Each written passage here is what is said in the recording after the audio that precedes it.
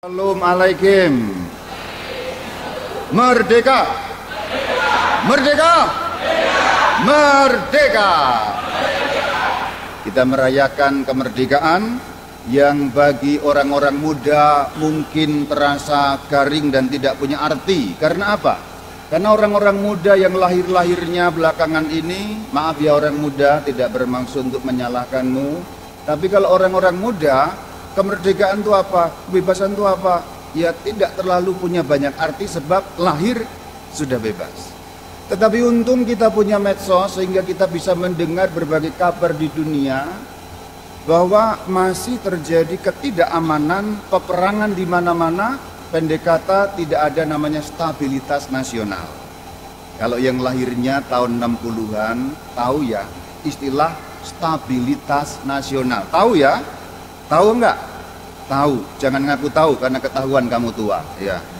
Kalau anak-anak muda sekarang enggak tahu stabilitas nasional itu apa. Dulu ada stabilitas nasional. Kalau kita mau merasakan inti dari kemerdekaan maknanya itu apa? Stabilitas. Rekan-rekan muda, kita ingat dalam beberapa waktu terakhir masih ada peperangan di berbagai macam tempat. Masih terjadi peperangan di Israel Palestina. Masih ada kekacauan di Ukraina, Rusia, masih juga ada kekacauan yang belum terlalu lama, Syria, Suriah, dan lain sebagainya. Kita tidak mau cari siapa salah siapa benar, bukan itu intinya, tetapi korbannya selalu adalah rakyat, masyarakat, karena tidak aman, tidak stabil keadaannya. Bayangkan kalau kita hidup masih dalam peperangan, masih dalam tembak-tembakan, seperti agresi militer pertama, belajar ya di sekolah ya. Agresi militer Belanda pertama, agresi militer Belanda kedua. Betul ya? Belajar ya? Pasti belajar. Tapi kamu hanya dapat membaca di buku, tidak tahu persis keadaannya. Bayangkan, kita lagi misa begini, tiba-tiba Belanda, gitu. Kamu lagi main bola, ada yang ketembak pantatnya, ada ketembak apa, susah sekali. Jangankan untuk hal-hal yang lain, untuk merasa tenang, merasa aman, tidak ada. Jangankan kok latihan kur, kita bisa berdagang, kita bersekolah, nggak bisa sekolah kamu dek ya, lagi mengajar BU Bu DID budar.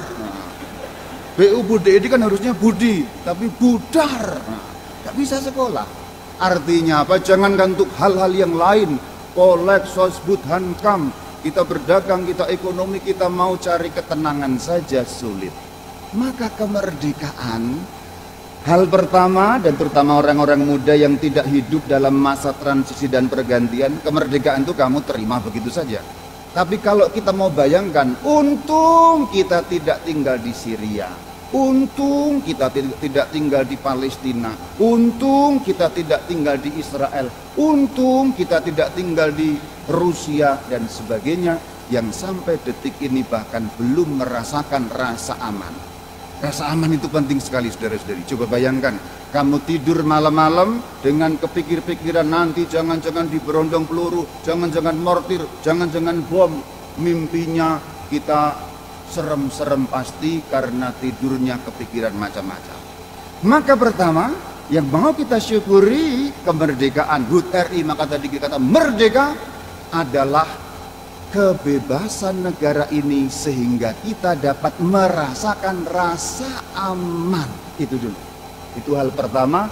Kalau kita mau menghayati atau kita mau bersyukur kepada Tuhan, maka kita mengadakan kurban misa, ada rasa aman. Coba bayangkan di tempat-tempat lain yang tidak seperti kita. Kenapa demikian? Karena Allah memberi rasa aman.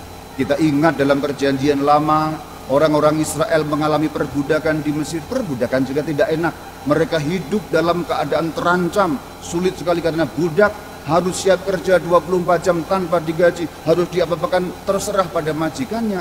Mereka hidup sengsara. Maka Tuhan bebaskan dari Mesir. Berarti Tuhan Allah kita yang kita sembah adalah Tuhannya kemerdekaan. Adalah Tuhan yang menginginkan setiap manusia merdeka, yang menginginkan setiap manusia bebas sehingga memiliki rasa aman. Memang masih banyak PR negara kita, macam-macam Pak. Masih banyak PR. Tetapi bahwa kita paling kurang dibandingkan tempat-tempat lain ada kemerdekaan yang membuat kita ini mau ngapa-ngapain sekarang bebas, mau ngapa-ngapain tidurnya tenang, kecuali yang masih punya utang. Nah itu urusan lain ya, itu urusan lain. Tapi bahwa kita ini sebagai bangsa bisa tidur nyenyak, tidur tenang, itu adalah anugerah, hal utama yang kita pegang dan kita syukuri. Terima kasih Tuhan. Aku tidur tidak dalam ancaman kematian. Aku tidur tidak dalam ancaman berondongan peluru. Aku tidur tidak dalam ancaman mortir dan bom yang siap menjatuhkan. Tidak perlu bangun rumah, ada bunker-bunkernya di bawah tanah, pengap di situ.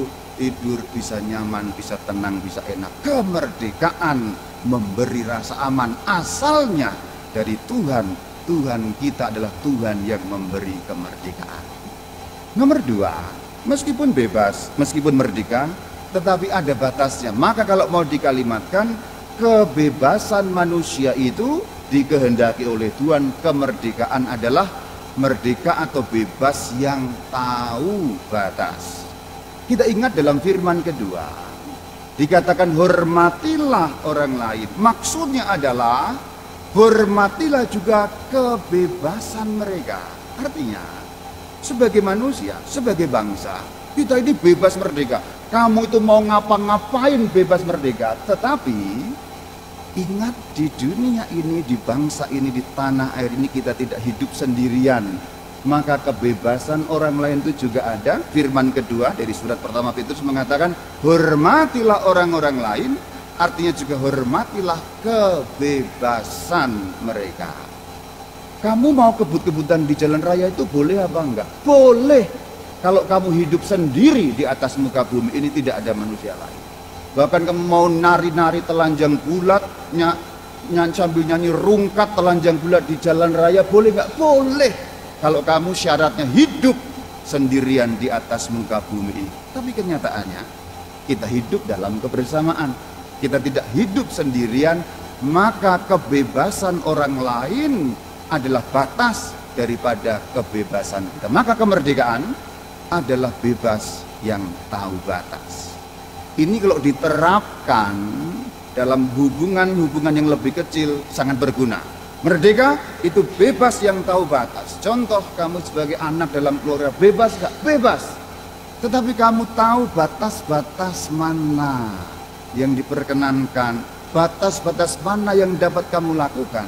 Jadi kebebasan yang tahu batas ini kalau diterapkan dalam bernegara, dalam bermasyarakat, di RT RW, dalam paroki, dalam lingkungan, dalam hubungan terkecil keluarga, itu pun sangat berguna. Maka mantra hari ini, merdeka artinya apa? Bebas, tahu batas. Nah ayo diucapkan sama-sama. Merdeka artinya apa? Bebas, tahu batas. Ah, itulah makna dari kemerdekaan yang kedua yang kita hayati hari ini di dalam perayaan Ekaristi HUT RI ini. Shalom alaikum.